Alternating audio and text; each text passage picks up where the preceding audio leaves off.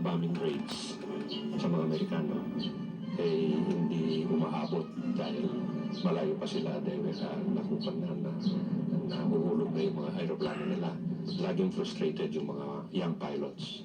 Kinausap nila yung mga commanders nila kung pwede silang mag-suicide attack gaya ng one plane, one warship. Parang prinsipyo nila. Binuwis nila ang buhay ng isang hapong piloto kapalit ng buhay ng daang-daang Amerikano sa isang barko. Yung kamikaze attacks might bring the Americans into a sort of a negotiating table. Marami ang di nakakaalam na dito lang sa Mabalacat, Pampanga nabuo ang group nito noong 1944. Gawin nilang last line of defense ang Philippines. Yun ang desisyon sa Tokyo, War Office sa Tokyo. So, di naman nila lahat yung mga puwersa nila ng mga Hapon dito sa Pilipinas. Sa mata ng marami, sila'y masasama.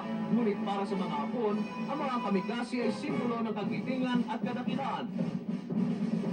As early as the 7th century, interculture, meron na silang yung philosophy na loyalty to one's leader.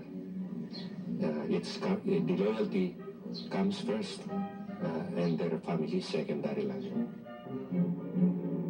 Sa 13,000 na Hapong nagboluntaryo dito, mga 6,000 ang nagpakamatay. Natalo man ang Hapon ng digmaan, psychological trauma naman ang kanilang naiwan sa mga Amerikano.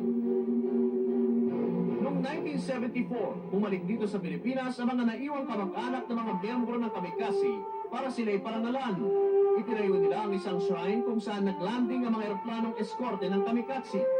Makaraan ng maraming taon, ito na lang ang natira sa shrine na ito. Natabunan na ng lahar. Bali, ito yung West Airfield. Dito tayo ngayon kasalukuyan kung saan tayo nakatayo.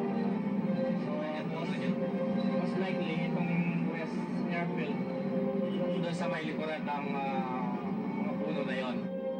At ito naman ang nangyari sa take-off strip ng mga aeroplano na nasa loob mismo ng Clark Air Base. Dahil sa naging malaking bahagi ang kamikaze sa kasaysayan, may mga taong nais na maibalik ang maliit na piraso nito.